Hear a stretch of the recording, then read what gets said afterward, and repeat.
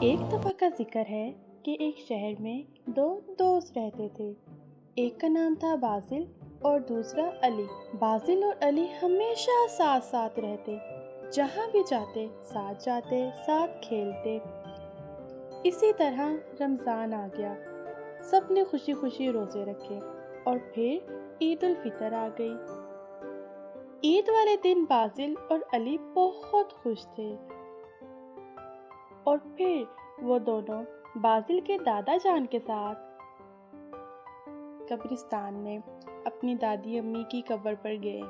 وہاں جا کے باسل رونے لگ گیا اور کہا، کاش کہ دادی جان بھی آج زندہ ہوتی تو ہمارے ساتھ عید مناتی۔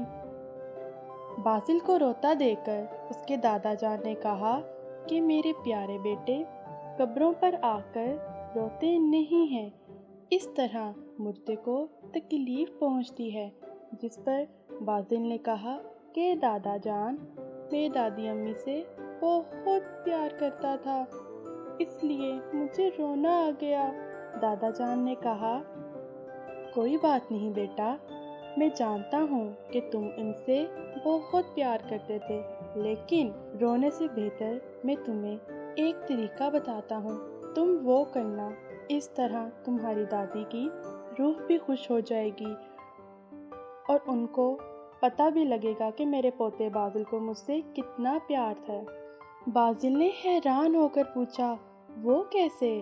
تو اس پر انہوں نے بتایا کہ تم قرآن پاک پڑھنا شروع کرو اور جب پورا ہو جائے گا تو اس کا ثواب اپنی دادی جان کو بخش دو، اس طرح تمہاری دادی جان کی روح کو بہت سکون ملے گا اور انہیں فرشتے یہ بتائیں گے کہ یہ قرآن پاک آپ کے پوتے نے آپ کے لیے پڑھا ہے۔